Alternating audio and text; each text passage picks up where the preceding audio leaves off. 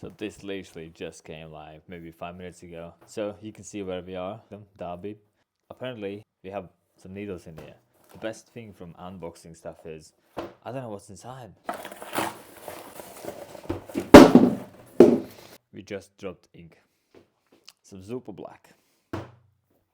Damn, look at all this. Some elite needles. We have round shaders, round liners, 11 round liner, 9 liner, 18 round shader, 11 book pin round liner.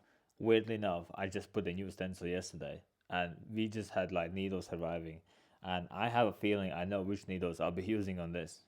I like how this nicely explains what needle that is and expiry date.